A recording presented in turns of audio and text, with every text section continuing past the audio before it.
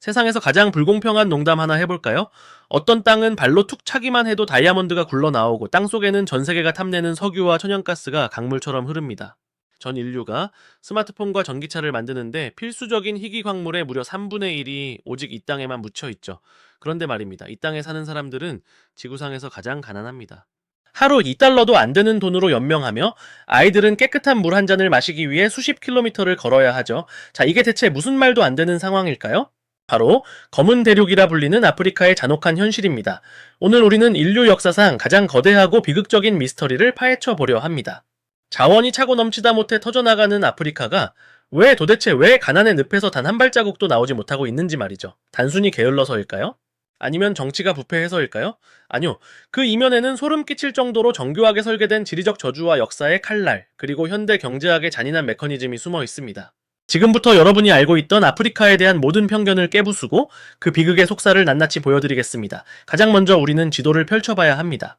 흔히들 아프리카가 가난한 이유를 이야기할 때 더운 날씨나 질병을 꼽지만 사실 더 근본적인 문제는 땅의 생김새 그 자체에 있습니다. 여러분 혹시 아프리카의 해안선을 유심히 보신 적 있나요?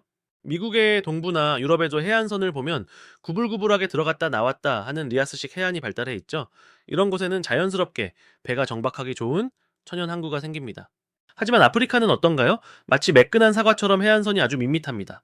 이게 뭘 의미하느냐 하면 거대한 배가 안전하게 들어와 물건을 내릴 곳이 아예 없다라는 뜻입니다. 물류가 돌아야 돈이 도는데 대문 자체가 꽉 막혀 있는 셈이죠. 심지어 아프리카의 강들은 또 어떻고요?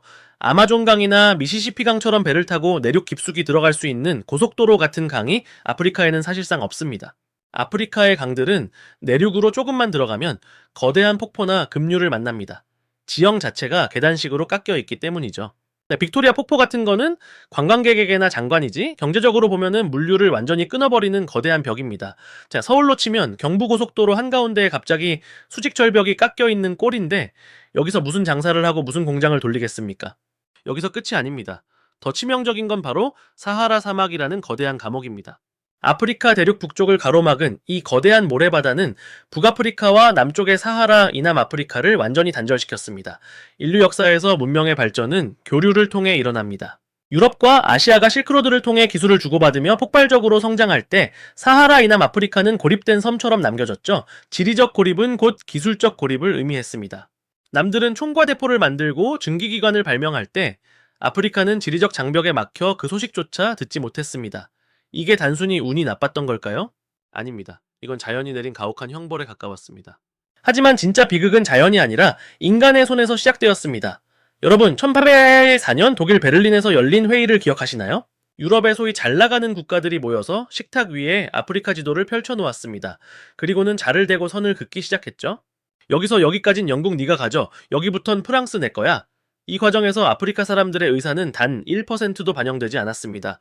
수천 년 동안 서로 다른 언어를 쓰고 서로 원수처럼 지내던 부족들이 어느 날 갑자기 한나라 국민이라며 묶여버렸습니다. 반대로 사이좋던 부족은 국경선 하나 때문에 생이별을 하게 됐죠. 이게 나중에 어떤 결과를 초래했을까요? 상상해보세요. 맨날 싸우는 옆집 철수네랑 우리 집을 강제로 합쳐놓고 이제부터 한 가족이니까 사이좋게 지내 라고 하면 그게 되겠습니까? 식민 지배가 끝난 뒤에도 이 엉터리 국경선은 수많은 내전의 씨앗이 되었습니다. 나라 안에서 서로 총질하며 싸우기 바쁜데 경제 발전을 생각할 겨를이 어디 있겠습니까?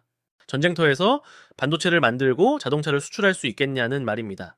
자, 이제 많은 분이 궁금해하시는 자원의 저주 이야기를 해보죠. 아프리카에는 석유, 금, 다이아몬드, 코발트가 널려 있습니다. 그런데 왜 이 풍부한 자원이 독이 되었을까요? 경제학에서는 이를 네덜란드 병이라고 부릅니다. 땅만 파면 돈이 나오니까 굳이 힘들게 교육하고 기술을 개발해서 공장을 지을 필요가 없어진 겁니다. 그냥 원자재 팔아서 번 돈으로 외국에서 사다 쓰면 편하거든요. 그러다 보니 국가의 경제 구조가 아주 기형적으로 변합니다. 더 무서운 건 이 자원이 독재자들의 훌륭한 돈줄이 된다는 겁니다. 만약 나라에 자원이 없다면 지도자는 세금을 걷기 위해 국민의 눈치를 보고 경제를 살려야 합니다. 국민이 부자가 되어야 세금도 많이 거둘 수 있으니까요. 하지만 땅속에 석유가 가득하다면 국민이 굶어 죽든 말든 상관없습니다. 그냥 구멍 뚫어서 기름 팔고 그 돈으로 군대를 매수해서 권력을 유지하면 끝이거든요. 아프리카의 수많은 독재자가 수십 년씩 집권하면서 나라 망쳐놓고 자기 배만 채울 수 있었던 이유, 바로 그들이 밟고 서 있는 그 풍부한 자원 때문이었습니다. 정말 어처구니가 없는 건 이 자원을 노리는 외부의 손길입니다.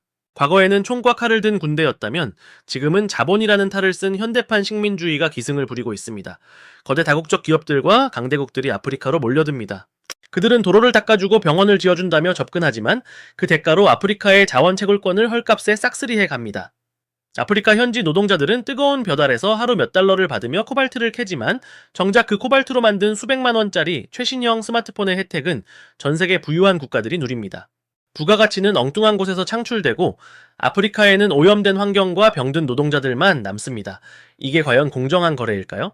아니면 세련된 형태의 수탈일까요? 여러분, 원조의 역설이라는 말을 들어보셨나요? 전 세계에서 아프리카를 돕기 위해 매년 천문학적인 액수의 구호자금을 보냅니다. 그런데 이상하게도 돈을 보내면 보낼수록 아프리카는 더 가난해집니다. 왜 그럴까요? 우선 그 막대한 돈의 상당 부분이 부패한 관리들의 뒷주머니로 들어갑니다. 스위스 은행 계좌로 말이죠. 그리고 더 치명적인 건 공짜로 쏟아지는 구호물자가 아프리카 현지의 산업을 완전히 괴멸시킨다는 겁니다. 예를 들어볼까요? 아프리카의 면직물 공장이 옷을 열심히 만들고 있는데 갑자기 외국에서 헌옷이나 새 옷들이 무료로 쏟아져 들어옵니다.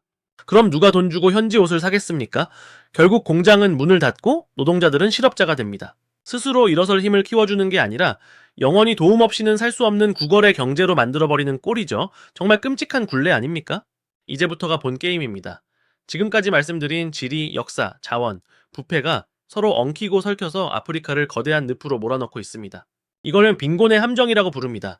가난하니까 투자를 못하고, 투자를 못하니까 교육 수준이 낮고, 교육 수준이 낮으니까 기술이 없고, 기술이 없으니까 다시 가난해지는 이 지옥 같은 무한 루프 말입니다.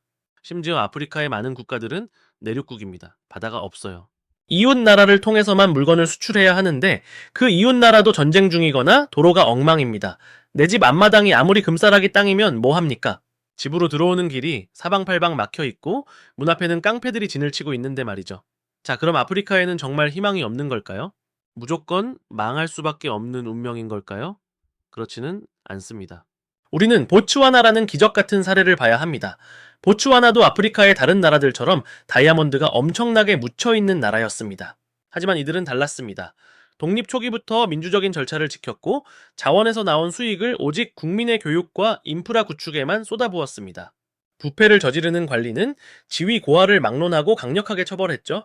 그 결과 보츠와나는 아프리카에서 가장 안정적이고 부유한 국가 중 하나가 되었습니다. 결국 문제는 자원이 아니라 그 자원을 다루는 시스템과 사람이었다는 사실을 보츠와나가 증명한 겁니다. 하지만 보츠와나는 극히 예외적인 사례일 뿐 대다수 아프리카 국가는 여전히 처절한 싸움을 이어가고 있습니다. 이제 우리는 질문을 바꿔야 합니다. 아프리카는 왜 가난한가가 아니라 우리는 왜 그들의 가난을 방치하고 혹은 이용하고 있는가 라고 말이죠. 우리가 매일 쓰는 배터리, 우리가 입는 면 티셔츠, 우리가 즐겨 마시는 커피 한 잔에 아프리카의 눈물과 피가 섞여 있다라는 사실을 우리는 너무 자주 잊고 삽니다. 아프리카의 빈곤은 단순히 그들만의 실책이 아니라 지난 수백 년간 인류가 만들어온 불평등한 구조의 결정체입니다. 자, 상상해보세요. 만약 아프리카의 그 매끈한 해안선에 수만 개의 항구가 들어서고 사하라 사막 아래로 거대한 철도가 뚫리며 자원의 수익이 독재자의 주머니가 아닌 아이들의 학교 책상으로 돌아가는 세상을 말입니다. 아프리카는 더 이상 원조의 대상이 아니라 지구상에서 가장 거대한 기회의 땅이 될 것입니다. 이미 나이지리아의 영화 산업 놀리우드는 할리우드와 인도 볼리우드를 위협할 정도로 성장했고 케냐의 모바일 결제 시스템은 전 세계 그 어디보다 앞서 나가고 있습니다. 대륙의 거인들이 기지개를 켜기 시작한 거죠.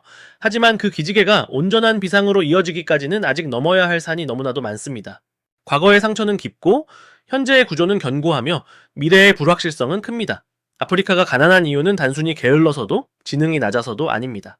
그들은 인류 역사상 가장 불리한 체스판 위에서 가장 사악한 상대들을 마주하며 게임을 시작했을 뿐입니다. 이제 우리는 그 체스판 자체가 잘못되었다라는 것을 인정해야 합니다. 오늘 우리가 살펴본 아프리카의 비극은 단순히 멀리 떨어진 나라의 이야기가 아닙니다. 그것은 자본주의의 민낯이며 우리 인류가 풀어야 할 가장 무겁고도 숙명적인 과제입니다. 8터준자가 넘는 이 긴 서사를 통해 우리가 깨달아야 할 것은 단 하나입니다.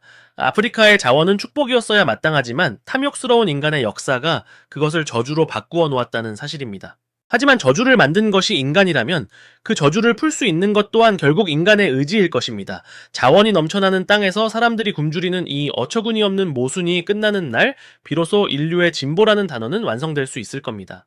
아프리카의 뜨거운 태양이 더 이상 고통의 상징이 아니라 희망의 상징으로 빛나는 그날을 상상하며 오늘 이야기를 마치겠습니다. 감사합니다.